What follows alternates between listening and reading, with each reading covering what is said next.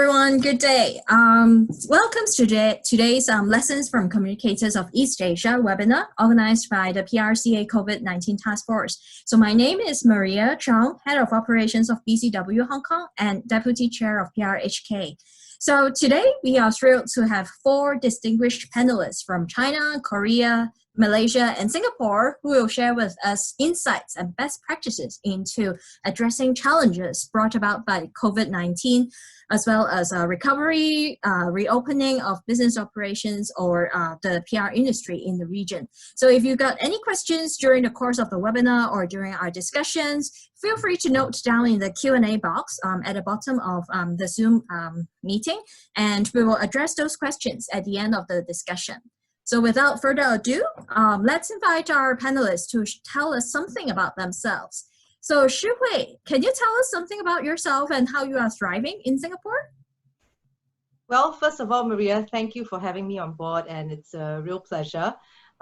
Yes, as part of the introduction, I'll say, like everybody else, we're all working from home. In Singapore, where we're headquartered, we still are in the lockdown period. That goes and eases from the 1st of June onwards. So coping as best we can, like everyone else. Okay, so thanks, Shih-Huei. So Margaret, how about you? Can you tell us something about yourself and how you're thriving? Hi, thanks, Maria. It's a pleasure to be with everyone today. For most of the participants, I happen to be in a very fortunate market, given that the government in Korea has done a phenomenal job in managing the pandemic. So we are actually in the 3rd week of going back to a new normal of sorts, which I'm happy to share as we go through the call. But life, what I'd like to say is that we're seeing kind of the light at the end of the tunnel, but at the same time too, there is a constant feeling of uncertainty because we don't know how things will kind of evolve with this pandemic. And if you would have seen 2 weeks ago, I was actually on another webinar where I was actually boasting that Korea was 0 cases, and then due to the latest cluster related to people feeling too comfortable going back and not really measuring social distancing, there's been a new spike in the clusters, which I think is an example of what we need to be conscious of in managing ourselves and also managing clients amidst this environment. But happy to be here. Thank you, Margaret. So Ling, how about you? Hi everyone, I'm Ling and I'm based in Kuala Lumpur. I'm with Archetype and I've been overseeing our operations in Southeast Asia, mainly Malaysia and Singapore over the past few years. So Malaysia is somewhere in the middle between Singapore and Korea, and a little bit behind China in terms of consumer sentiments and how things are tightening or loosening up. So our government has just lifted part of the movement control order, that's what they call it in Malaysia, and businesses have been allowed to open, those that are able to operate with social distancing. So restaurants are now open, offices are open, but people are very, very cautious. So we're finding that lots of businesses, our clients included and ourselves, are continuing to work from home for another 2 weeks or so till the end of the month, because we have the Hari Raya or the Eid Mubarak that's happening in 2 weeks' time. So there's a lot of fear that things will spike if people start to celebrate, they start to visit, or they start to go out a lot more. So we're in the low double digits and we're hoping that it'll stay there. Clients are still worried, but optimistic, cautiously optimistic that we will start recovery soon. Great. So Frank, how about you? Yeah, thank you, Maria. I'm Frank. I'm the Deputy General Manager of Hoffman China, and I'm based in Shanghai. So I'm responsible for day-to-day operation for Hoffman China, cover Beijing, Shanghai, and Shenzhen during the coronavirus. So I think as China was the first country hit by the coronavirus, and there are around 200 million people who start working from home since later January after Chinese New Year. So we spent over 1 month, almost 2 months working at home. So now I think we stepping into the recovery section as government has reopened the business and asking people to resume to work into the office. And nowadays, the daily life in China looks like we're back to normal. Just we do everything with our masks.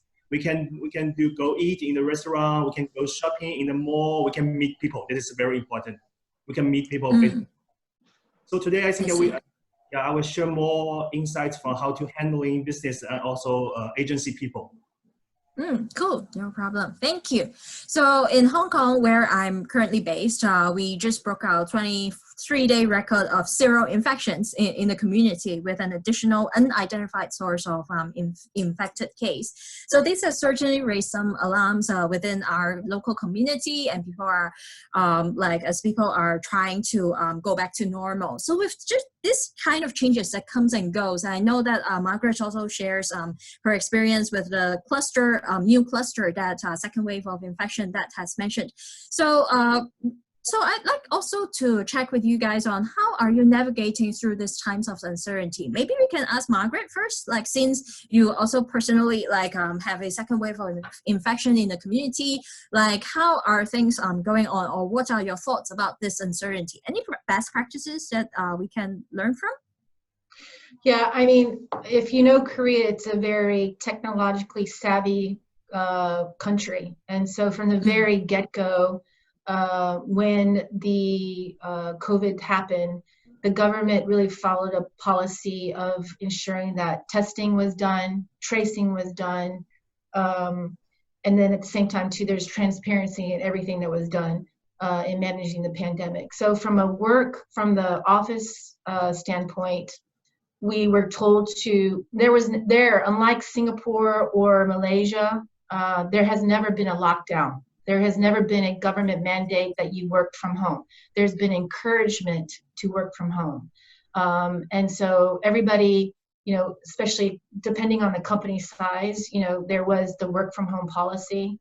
And then slowly there was a coming back to the office, which I know for many markets is a staggered approach. So in Korea, we have 3 different offices.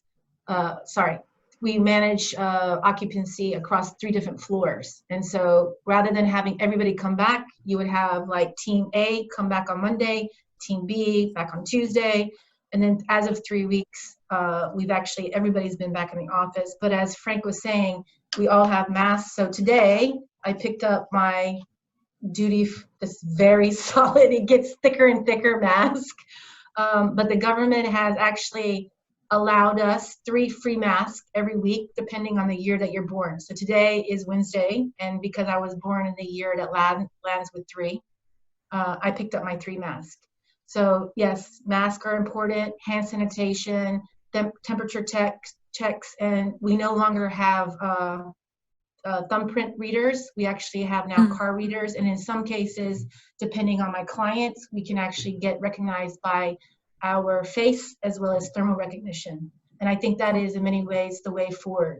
It's kind of living in a sci-fi movie in many ways, but that's kind of from an infrastructure perspective. And Frank will also speak later, I think, on what I'm seeing from business. It's back to normal in many ways, whereas we were asked to delay projects in February. And in fact, for us, we saw a drop in revenue by 30%. Is all coming back. Now the ask will always be different, but there is a sentiment that we want to get back to business as much as we can within a new normal framework. Cool. So Frank, how about you? Like with your also opening the offices, coming back to the offices, is there any special best practices that you can also share? Yeah, sure, no problem. I think from an agency perspective, the most important assets is our talents, is our people. So we put employee safety as the first priority for our business continuity. So first, we extended our working from home period, which is longer than the government requires. We extended to 2 more weeks when permitting people to work from home. This is first. And also second, we utilize our global resources to get more masks, sanitizer as we can, because during the pandemic, it is extremely hard when you want to buy masks. Yeah, and also another thing is people are tended to be insecure or cautious when they are in the pandemic, especially when Chinese people, they first hit, we have very little knowledge about the virus. So it is very important to leaders to give encouragement and also keep the communication channels open. So for myself, I set up a task force, which we speak twice a week to discuss what is the next step, because no one knows what will happen tomorrow. That's true. I talk to my team. It is a 6-people team, task force. They are all the manager level or director level in the company. So we talk twice a week. We discuss what's the next step, and also we communicate this message to the people to make sure our people, they are not nervous, they feel secure, and also they are positive about the future, about our business. Okay. Yeah, that is the people part. Yeah. So talking about this managing the different colleagues, internal communications. So Mei-Ling, from your experience in managing different Southeast Asian markets, I understand that, for example, different markets may have different like stages of lockdown or government regulations. Like how are things going? Like business continuity, how are you like handling all this? So like Frank, across the region, so all our leaders actually have a call twice a month. So all 11 of us or 12 of us get on a call to actually stay in touch with what's happening across different markets. Because our people are very close. So they talk a lot on Slack, and they go into each other's virtual rooms to talk. So what's happening in one market will definitely flow and affect other markets. So what we've found is that we stay very close to what's been happening, let's say in India, in Singapore, Malaysia, China, Hong Kong. And I think in China, we've been given freedom within a framework from our North America sort of executive leadership team. So over there, they are very clear. They are full lockdown. They don't go to the office. It's probably till July or even longer. And in Asia, it's market by market. So what we've found is, in China, Beijing, Shanghai are going back to the office. In Hong Kong, same like you, Maria, they are back in the office. But what we found is, if I take sort of a few steps back, 6 weeks, 8 weeks ago, when this part of the world started, the lockdown started, the government sort of increased scrutiny and rules and regulations started coming in. We found that a lot of our people were very unused to the new normal, right? So we've had to provide very clear structures, very clear guidelines, even down to how you do video calls, how you do team check-ins, how do you run client calls, how do you prep. So all of these things were actually not left to chance. We had a lot of guidelines coming out, a lot of reminders. Now, because I think people are used to it, our teams and our clients are used to working in this way now, where everything is virtual. You can't. You have to plan. You have to plan calls. You have to plan discussions. You have to track what our people are doing. So is okay. Being a little bit naggy is okay, and sounding repetitive. Just as long as we communicate with empathy and, we're true to our organizational value and we're being human, whether we, our people, a lot of them are millennials, they're young, they're extroverts, they find it really difficult to cope with social distancing, especially if they live at home and they have parents who are on their backs every day. In Asia, a lot of us don't leave home at 18. We live at home till we get married. So a lot of our young people are not, they find it hard to work at home. And we found that there are a lot of things like the internet. It's, in the Western world or in more developed markets like Korea and China, you would think that internet is a given. So over here, internet, not so much a given in some areas, in some homes. So being able to get on calls is hard. Video calls is hard. So, we've found that it varies from market to market. Like in Australia, for example, we've found that it's like Korea, people are very, very optimistic. 75% of Aussies, according to a study I read, said that they expect the economy to recover in 6 months, back to normal, back to pre-COVID in 6 months, right? Versus other markets, which are not as optimistic. And in Singapore, Shih-Huei can say, right, with the government subsidies that have come in and really helped the businesses in Singapore, besides some of the issues that people have had with how the government have dealt with foreign workers and things like that. But, you know, I would say as businesses, the government subsidies in Singapore have been quite amazing, actually, in terms of helping us meet margins and things like that. Okay. So then Shih-Huei, how about your thoughts? I understand that you're also a co-founder of your agency and as an entrepreneur yourself. So how does business continuity mean for you, like pre-COVID-19 or post-COVID-19? Is there any thoughts that you could also share with some of our agency founders here in the attendance? Yeah, attendance. Yeah, sure.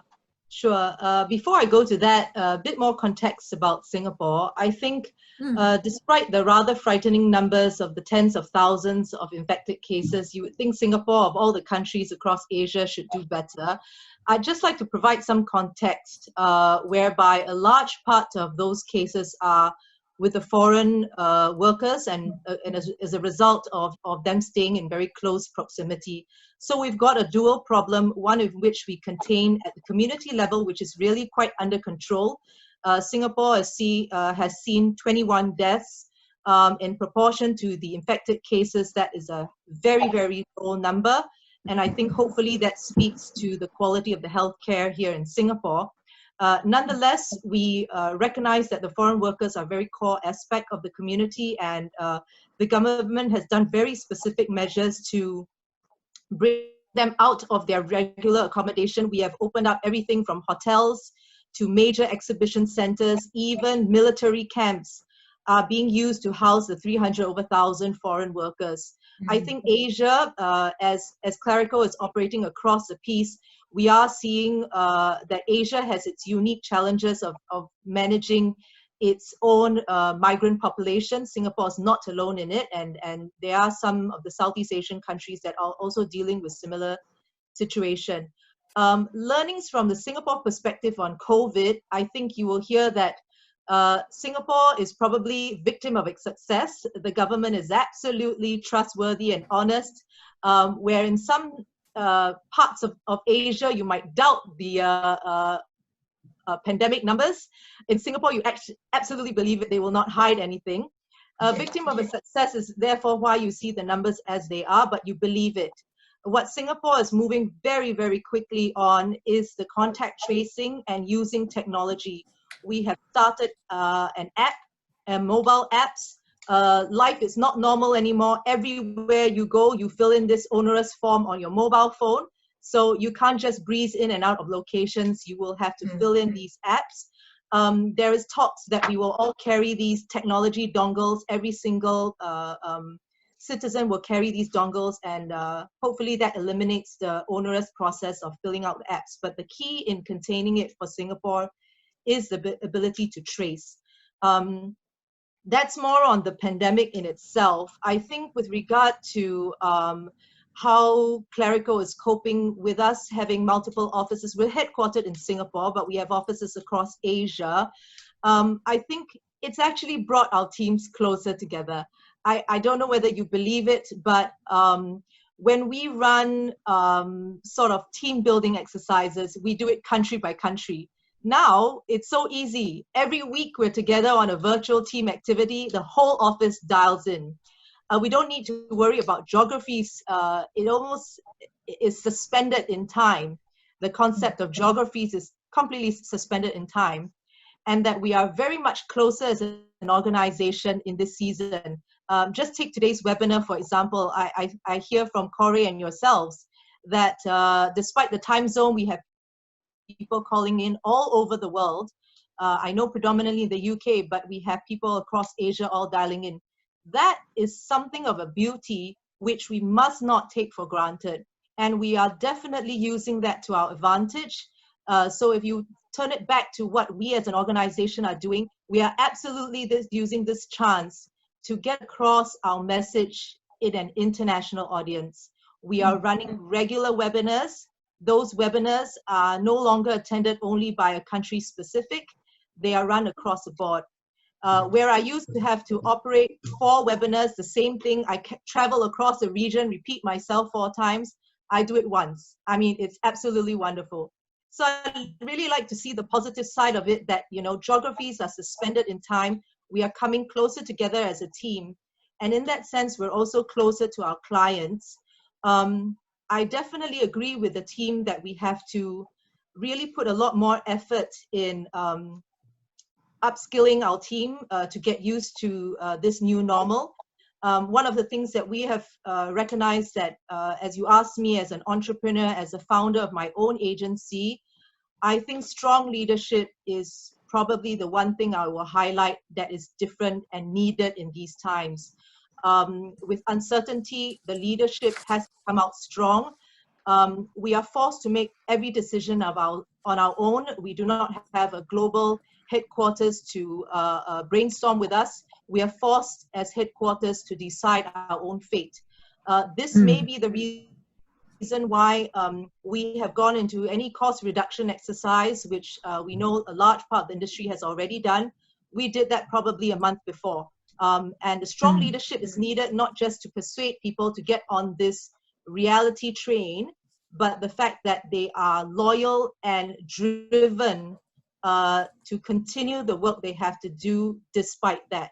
And I think that ability to convince the team and to get them to come along with you is probably the one thing I would say as an entrepreneur, as a founder of my own agency, that's something that has really been tested in recent times for me.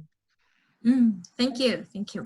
So we actually got a question that I think links back to what Margaret as well as Frank has mentioned. So the question is, when coming back to the office with social distancing, not in full force, do we schedule shift teams based on company needs or based on staff needs? For example, junior staff living with their families or siblings, or that we might want to create a more conducive environment more urgently? Or how would you assess which teams to come in earlier or which team to come into the office later on? So Margaret and Frank, would you like to share your thoughts on this? Yeah, no problem. I can first share from China. Yes, we do set up a team plan for the shift. Frank, sorry, I think we lost you on the sound. Can you repeat again?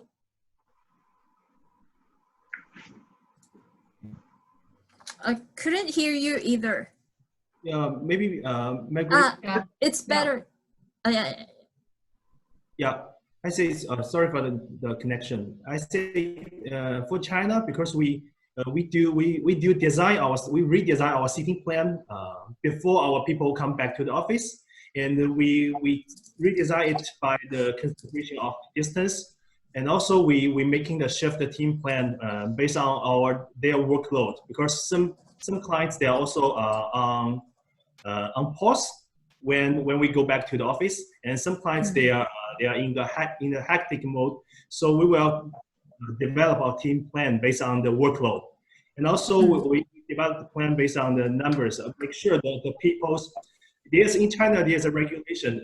You have only 1 people in 4 square meters, the social distance. So we follow the regulation of the government. And also, I want to say that we set a very detailed rules, just like Ling mentioned, because people, they don't know how to follow it. So the regulation will be very detailed. For example, you please do not go out eating. You can cook. You can take your food by your cook, and you just have your lunch at your desk. It's also something like that. How about Margaret? Anything to add? I mean, just like piggybacking off what Frank was sharing, I think what's most important is this message, what I think all the participants have shared, is this notion of safety and security first. This is actually, you know, a time when the in and out communications, meaning what you say to employees, is probably a priority versus what you say externally. So that safety and security message is one. And I think the way that the Korean companies have been managing this is really trying to kowtow to the employees. So for instance, there may be family members that are having to take care of somebody who's sick. So therefore, come if you can. I had a great example of one client who actually was telling me that between the morning of 9 a.m. to 1 p.m., they don't have webinars at all because they know that parents, young family members are having to deal with also e-learning for some of the children. So they don't do any webinars until after 1 p.m., which is when most of the schools kind of stop. So there's been a lot of ways to accommodate, first and foremost, to making lives easier for employees. And as Frank was saying, if you need to come in, you can come in, and interestingly, a lot of people want to come in because they actually want to see their colleagues again. They want to be able to just be in the same room, which is also encouraging. Yeah, that is also something we observed in Hong Kong as well. For example, in our office, we got more than 80 staff, and a lot of them actually prefer to be in the office and wanted to be with our with our colleagues and work together. So this is also something that we have been noticing. And after talking about business continuity, we also think a lot about recovery. So I understand that for different markets, especially for the panelists seated here tonight, there could be different definitions on recovery. For example, Margaret and Frank, you guys may be already on the forefront of recovery, maybe. But for Shih-Huei as well as Ling, you guys may be halfway there. So is there any, how would you define recovery, Ling? Like with relaxed lockdown, and would this definition differ in different Southeast Asian countries?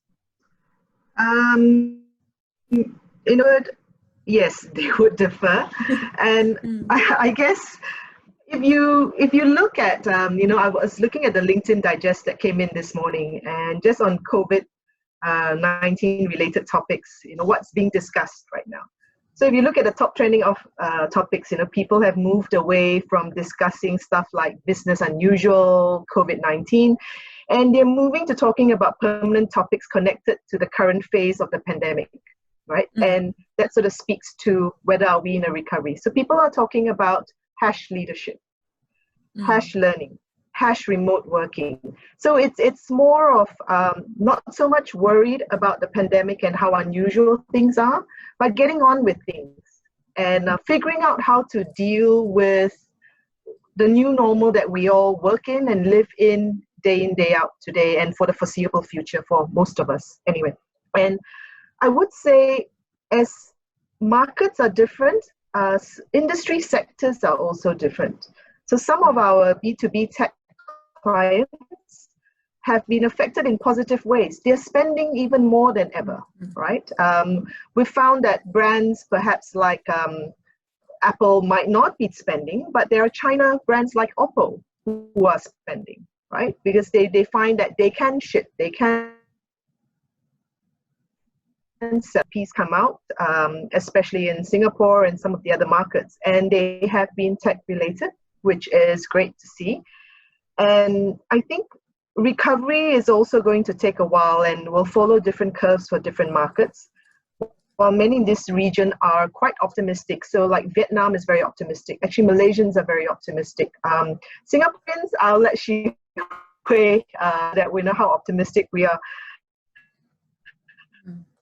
But I think it varies between demographics and it also varies between markets, right? So I feel that on the road to recovery, or where we are now, research insights is probably going to be really key. We find that we're hearing a lot of our clients when we bring ideas to them. We bring, and we say, okay, we feel that this platform is probably a good platform for you to reach your consumers. They want data. They want agree to our idea. They want us to be able to validate it, right? To be able, I say we spend this money because we feel that we will reach the right target audience, we will get the right kind of responses that we want and the right messaging will get across. So data and insights have been really key in terms of defining our recovery. I think we make our own recovery. We have to look at the sectors. Like in Malaysia, we were unlucky enough to have a lot of travel and tourism industries. We used to work with Legoland. We worked with, tourism boards and all of those, which, money just dries up. But it's not the end of the world, because we look then at other clients and we look at our teams and say, if our teams are good at activation, online activation, can we move them into our enterprise clients? And this is across markets, whether it's Malaysia, Singapore, and the other Asian markets. We've been quite agile, so we've been able to try and relook services, repackage services that in the past we would have made sort of sidelined, perhaps. But obviously today, online webinars for clients or summits for clients is a product. Right? It's a product. If you can prove you can do it well, and clients will buy it from you because they want to trust someone who's done it before and able to do it again in a much larger scale. Online influencers, having a team that's able to reach out to online influencers to run campaigns that hit different types of sectors is key, right? So having diverse teams, agile teams that we can redeploy, whether from market to market, and we are sharing a lot more resources across the region, and that's a plus point we've found, is that we're able to then have time to share and have time to teach and be a little bit more creative and innovative in the way that we sell. And it's not all bad.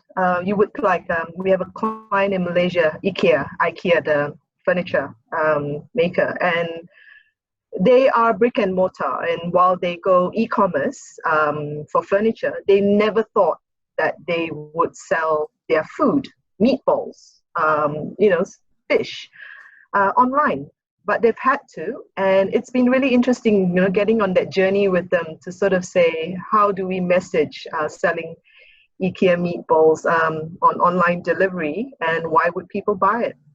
And in some other markets, they've actually released the recipe for IKEA meatballs so people can make them at home. So just that whole mindset change and the ability to change, and that ability to sort of grasp the opportunities and make the most of it. And I think that will guide a lot of our recovery in the Southeast Asian markets and across a lot of other markets too. So, like a lot of business decisions, founders and owners of company may define recovery differently when compared with an employed management team. So Shih-Huei, what are your thoughts on that? Or do you share similar thoughts with Mei Ling? Yeah, I would say essentially similar, but I'd like to challenge us on the call not to talk of recovery like it's binary, we're in COVID and then binary, we recover. It's going to be a multiple shock type of system, whereby maybe we had our first shock and much of the world is coming out of phase 1 shock. Even as we see countries like Korea and China get back to normalcy, we are all probably in agreement that there could be second waves, there could be new clusters. We might, and governments will have to pull back again, forcing us into other forms of lockdown or social distancing. So I think it's going to be a start-stop kind of effect. And so the conversations we should be having for ourselves as agencies, as well as for our clients, is how do you sustain a multiple shock journey? And that through this year, you're going to get the start-stop mode. So I think it changes the way in which we articulate our story as an agency, or how we are advising our clients to go through. Rather than to plan this all-encompassing recovery plan that is going to be thrown off curve when you go back into another shock system, it is what you can do on a consistent manner that doesn't deviate from, your brand, the personality of who you are as an organization. So I'll take an example. I think we're guiding our clients, and I know there are a number of in-house team members on this call. So rather than to just speak from the agency point of view, I think what we're telling a lot of our clients is that you have absolutely got to come out of your shell and start articulating your brand story if you haven't already done so. COVID is not going to be a reason for you to dial out, go dark, and then appear in great waves when it comes back, because you will be a little too late. And I think the challenge is to be able to tell brands, start building your relationships with your stakeholders. Don't build transactions. So if I take an example of, say, a hotelier, you can't sell hotel rooms now, but you should not stay silent. In fact, I found myself the recipient of quite a number of hotel promotions. And what are they actually doing?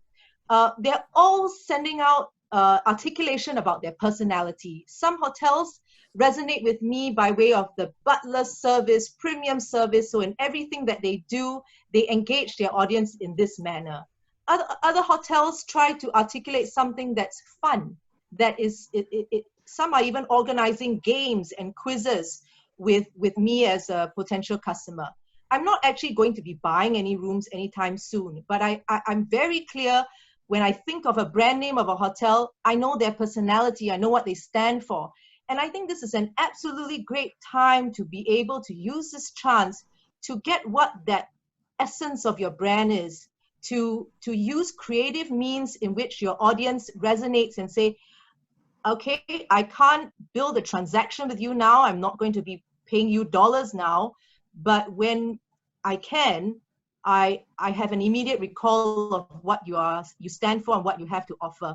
And I think this is very, very powerful. I think we must really see the optimism and upside of where you have this captive audience. Nobody's going away. I would definitely have ignored the numerous newsletters I received. Now I occasionally participate in them. And that's an opportunity that brands should not neglect. And so what I would say from that perspective is, I would encourage that clients, that companies come out and decide, how do they define the values of their company? How do they define what they stand for? And how do they continue this engagement levels, demonstrating these values in very real ways? And I think this could pay long-term dividends for a company. And the same applies for us then as agency owners. Again, we are forced at the headquarter level to come up with proprietary offering and services. We have launched, of course, you would have read, any of you who've jumped online, you would see Klareco has a Klareco Connect. And we did this offering, which was direct response to the fact that we are in a disconnected world, that the offering was meant to connect our clients with their audience. The offering was meant to connect our people and organizations together. It talks about how we definitely provide more interaction online. We talk about having our media studio where we act as the journalists for our clients. We film, record, host, anchor, everything for them, because they can't go into the studio and take those interviews anymore. So I think that is a direct response to how do we connect in a disconnected world, and that definitely is how agencies and clients should respond in this time, because it's a multiple shock system that we're going to be facing in the coming months. Thank you, Shih-Huei. So we also got some additional questions from the Q&A box here. So from Rod, maybe I will address this question to Margaret. So do you think that the seemingly considerable optimism and determination to return to normal quickly is partly cultural? And was that underlying optimism already there even in the teeth of the early days of the pandemic? Wow, that's a great question. I think people want to be optimistic because we're all dealing with something that we've never dealt with before. Like, for instance, in my role regionally, I have traveled. I mean, I'm always on an airplane. And my husband reminded me about a month ago, you have been in Korea longer in the last few months than you have been in the last 5 years. So people want to believe and want to hope that things will go back to normal. And the reality is, I'm going to say to everybody, there is never going to be a time when we're going to go back to what it was like in December. I can guarantee that, honestly, because this is something that is new, it is unpredictable, and has changed the way that we are living, and will change the way that we will live for a very, very long time. So even like for the case of Korea, you know, I was on a couple of webinars and doing media interviews where I was boasting like, we are out of it. We are back to the new normal, 0 cases, people. And guess what happened? It was that long holiday that Mei Ling was mentioning beforehand, where the Malaysian government is like being cautious, 6-day holiday, and Koreans love a drink. And they were like, I'm gonna go drink. It was a Friday and a Saturday, and the new cluster happened. And you can't stop it. There are new cases happening every day. So I even myself am guilty, because I was like, I'm doing everything that's right. I follow what the company says. I follow what the health authorities say. And I'm super, super worried about what I'm gonna do. And then at the same time too, how do I evolve in this new normal? So I think we all want to believe in it, but I'm going to tell you right now that, you know, I think it was also Mei Ling that was mentioning cautious optimism. I think there was a McKinsey report that came out of China that did a review of 2,500 consumers in China, like a few weeks back, where 85% of people were optimistic about a return. And I honestly don't believe it, because I'm starting to see that it is like today I had a call with my client. He's like, I don't know, Margaret. I said, do you feel like it's going to go back to normal? He's like, no, it's not going to go back to normal. And I can't tell you when it will ever go back to new normal, other than every day is up and down. Every day is an up and down. And that's the reality. The reality is we are guaranteed and certain of one thing, and that certainty is uncertainty. So sorry, I may make everybody feel less hopeful, but we'll say that I'm back in the office, but I am washing my hands. I'm pumping the hand sanitizer.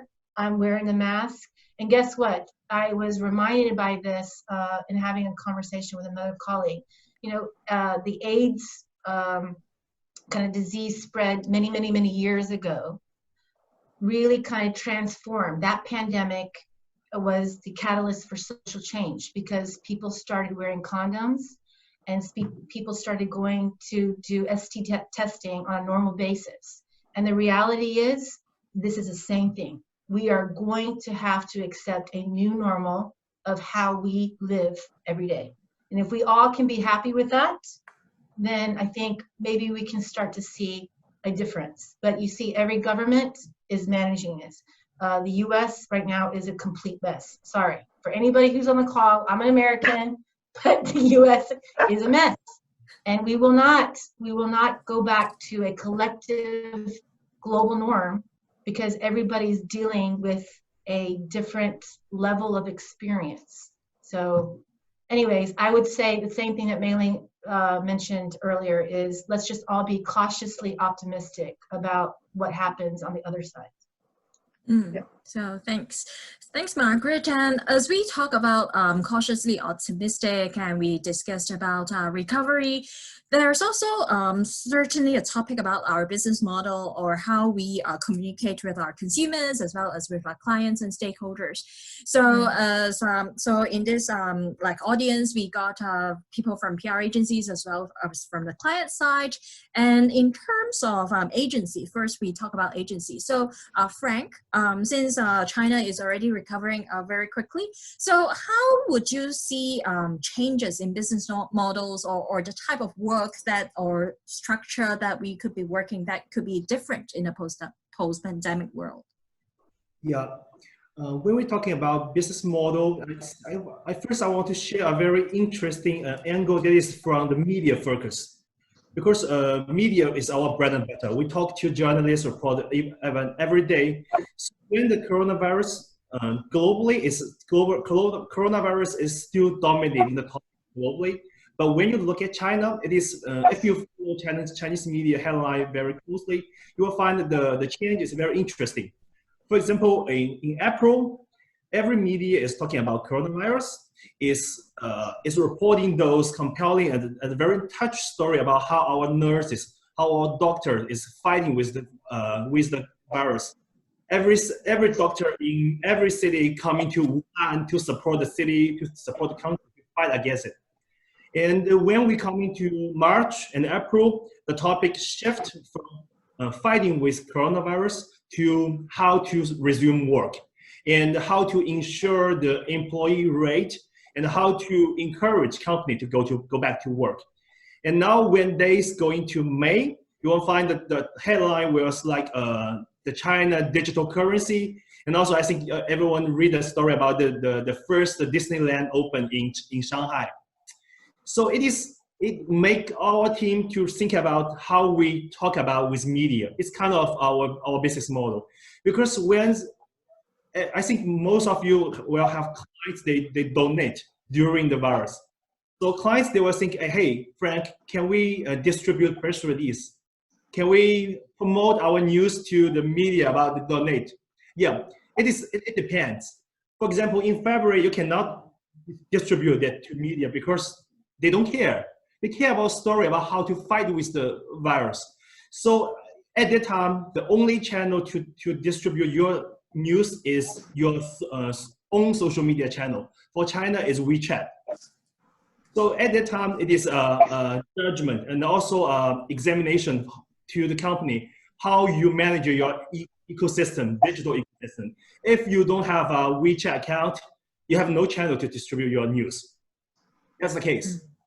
So I think it's about how the company and also how agency to help the company set up their business model. This is very important even in the post coronavirus eras. How we communicate with media, because it will depends on how media focus. And also I want to highlight one thing is about the team structure, because no matter the agency, no matter it is big or small, it is very important to keep resilience and flexibility. We talk about this word so often. We need to shift our offering from offline media briefing to online, from offline media interview to emails. So it is how the team. You have, for example, the client's budget will be shrink and they will be spending money more cautious. So we need to apply it to integrated programs more often. And at this time, you need to set up a small but cross-function team. You need to make sure in your team you have digital experts, you have media experts, and also you have you need to combine the knowledge from events and different industry. So set up a cross-function team, but small with a clear objectives, and keep everyone on the same strategic courses will also help the business model to feeding the changing needs from the client sides.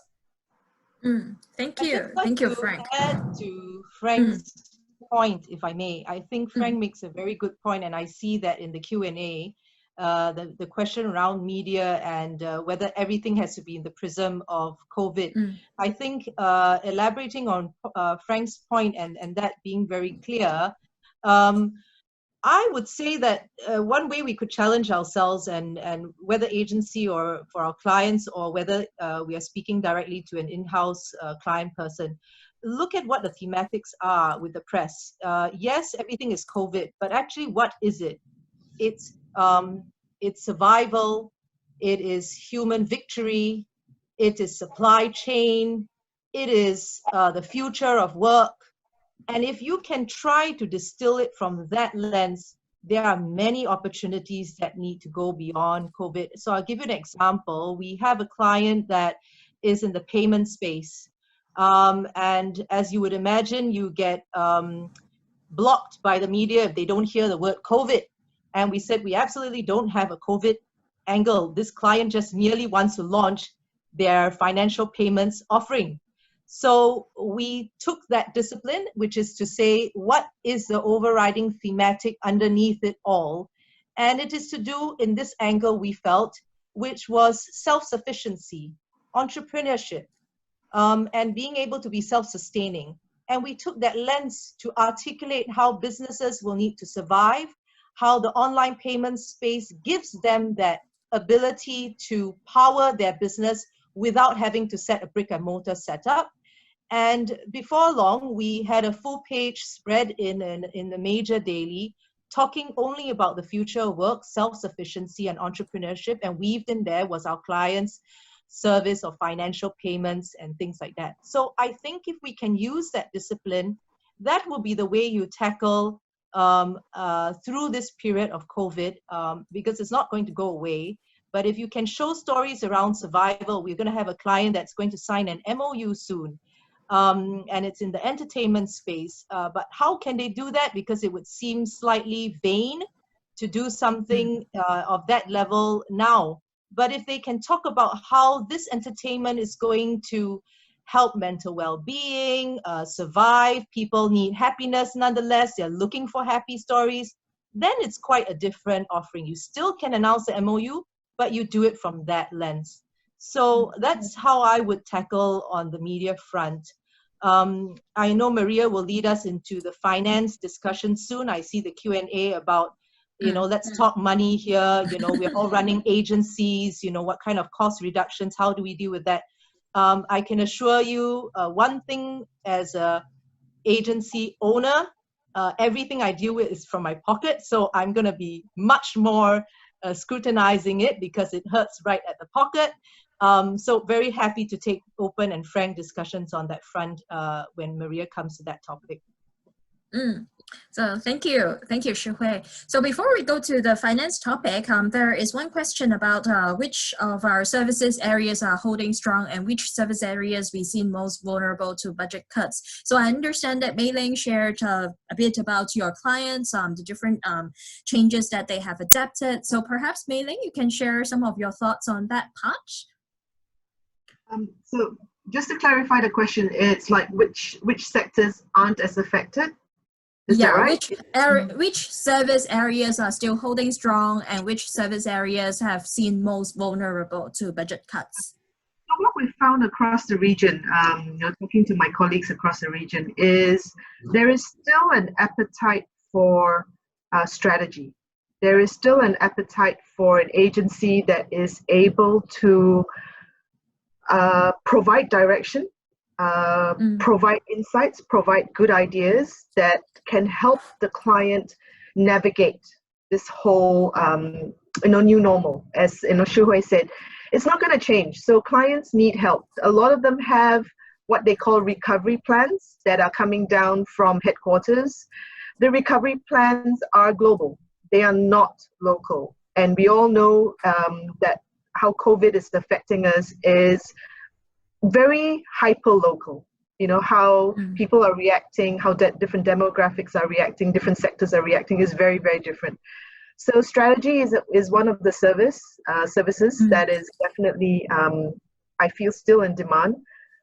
Issues management and crisis is always there. We're living in a crisis right now. So being able to advise clients and provide the kind of counsel that they want and help them manage on the spot is also key. And if you say specific service, we find that like I mentioned earlier, webinars, running online summits and making experiential events online.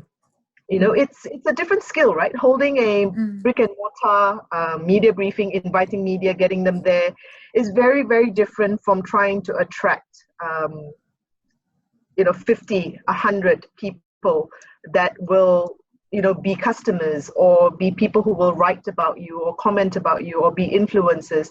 It's not as easy, right? And engaging them and making sure that the right messaging is getting through is not as easy. So I feel that what Frank said, bringing multidisciplinary teams together who are able to provide that kind of service to clients, like the online experiential service per se. In China, I hear my colleagues saying, huge events are being held online. Everything is still virtual. A lot of things are still virtual, and they're being done really innovatively. So the rest of us in the region are learning from our colleagues in China how to do it differently, how to do it and adapt it, obviously, to local market needs. So I would say services like that. And I would say yes, like in China, WeChat, but in other markets, online websites. A lot of our clients have really old websites that aren't actually optimized, that aren't actually delivering what it's meant to. So, you know, in the new normal, they're going to have to rebuild their website. They're probably going to have to invest in SEO, you know, SEM. It's things like that. So it's probably not really traditional things that PR agencies do, except those who have become more integrated. And I feel that that's probably the new normal. We need to become integrated. We need to become more digital, more social if we aren't already. And if we are already, then it's about stepping up one more and becoming experts and being able to sell that to our clients. So thank you, Mei Ling. So we got 2 minutes left and we got 2 more questions. So I'll quickly check with Margaret on practical terms. When do you see your agency business will return to pre-COVID performance levels? Are you serious? That's the question. Oh, so hard. I mean, listen, I've come from a very big network, right? And we're tracking the return to what it was like. And I was mentioning before, China, 30% down in revenue in February. And actually out of all, because I am part of a bigger group, it is PR that is actually the stronghold. Whereas marketing and advertising firms are kind of getting slashed. So I think that more importantly, the question is not going back to when does it go back? Because I really don't think it's going to go back. I think what we need to address is how do we navigate the new normal? What do we do on behalf of our clients? Mei Ling talked a little bit about like strategy. Yes, clients are expecting us to step in to provide counsel. But I think as an agency model, I would go back to Shih-Huei. You've got to think about us being very boutique oriented because, like, for instance, we move very quickly with a Chinese client. We're not going to charge you the retainer because the client didn't have the money. They didn't know. So instead, we said we're going to drop our revenue or fees 30%. When things go back to being a little bit normal, we'll pick up our discussion again. So I think as an agency is looking at how do we work with our clients to be seen as partners versus transactional. That's very important. So it's like going back to a very boutique mentality. But at the same time too, is a recognition that this new normal has shifted very much, as anybody has talked about. It's no longer offline. Everything is moving online. So if you are not an agency that understands digital platforms or understands how to manage integrated comms, it's going to be very, very hard because the digital acceleration has exponentially moved. And you can see it in China, right? So I think we need to be responding to how our how our clients are having to navigate. And more importantly, guess what? For everybody who's on this call, whether or not you're in-house or agency, this is a great opportunity for PR because we are the one discipline that gets to sit in the rooms with the C-suite to talk about business solutions, to talk about channels, to talk about messaging, to talk about what to say, how to say it, and now more importantly is what to do. This is huge now. We've been talking so much for the last, I think, 5 or 10 years about purpose. This is the time for brands and companies to really showcase commitment. And this is when we, as practitioners, have got to be having these conversations. I would actually put the onus on everybody on this call. If you think that this is about how do we go back to the new normal, that's not the question. This is about how do we navigate in a new normal so that PR practitioners are perceived differently than they were last year. This is a huge opportunity for us. And I think it is the PR practitioners always being in the center of earned and understanding business solutions and understanding stakeholders. This is their time. So I would put that message and put the onus on all of us. The responsibility is to move forward and really take this forward. Thank you, Margaret. And going to the last question, so I understand Shih-Huei has some thoughts about the cost as well as the revenue drop and things like that. So any thoughts around that, Shih-Huei, or let any? me look at the question. The question Yeah. is, how much of a a revenue drop do you foresee for calendar, and what's the full year cost reduction target? Okay, I think with regard to that, most organizations are looking at how to neutralize 2020. So that's probably how I'm approaching it. It's not how to navigate COVID, it's how to make sure that the year 2020 is not going to make such a big dent that I can't go from 2019 and get a better performance 2021. I think that's the plan. So with regard to cost reduction, numbers being thrown about, I think generally, I think I've read some surveys, and it's no different from our organizations. Margaret, you raised it. It's about 30% down for the PR business generally. That means how much savings can you get on a cost reduction basis? For us, we took somewhere anywhere between 20% cost reduction. We tried to take this across the board. Our approach was to make sure that we preserved our jobs, which we have done so to date, which means that the team has to go as a pack, and the reduction has to happen as a pack. And that's what one needs to do. I think the other thing is to be swift and to be decisive. A lot of pressure is put on us as business leaders to say, when are you going to lift these reductions?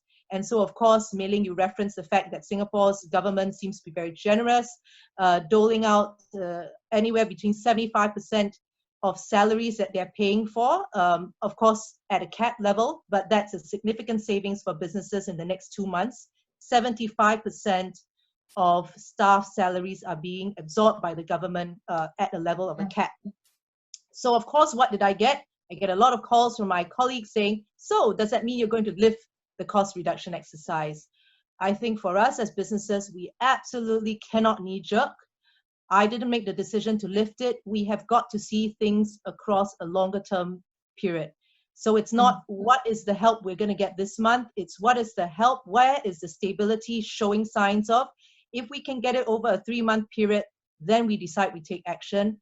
Don't get the pressure of knee-jerking it whenever a new government policy comes out, or when some big win comes in. In May, thank goodness, we were lucky. We had 2 major crisis clients come in for May. I don't like to celebrate in people's difficulty, but of course, our clients' crisis means good news for us. Again, the pressure is, hey, great revenue. We're going to go profitable again. I say that's profitability for May. That doesn't mean profitability for June. So I think we really have to hold our fort as business leaders to decide that we are ultimately stewards of our business, and that is over a longer term period. We cannot be swayed by the whims of a revenue jump or a support measure that happens on a monthly basis. We are ultimately going to have to take our companies through this long haul and what is and will be a long journey. So, I mean, that's my piece of advice for business owners and business leaders in general. Hold your fort. Thank you so much. So I think we are a little bit over time now, so 5 minutes over the 1 hour mark. But thank you so much for everyone for taking part in this panel today. It's really interesting discussion as well as valuable advice from everyone. And thanks everyone in the participants too for your questions, which has added a lot of value to what we are discussing here. So thanks everyone. Have a great day, and wishing everyone all the best. Thank you. Thank you.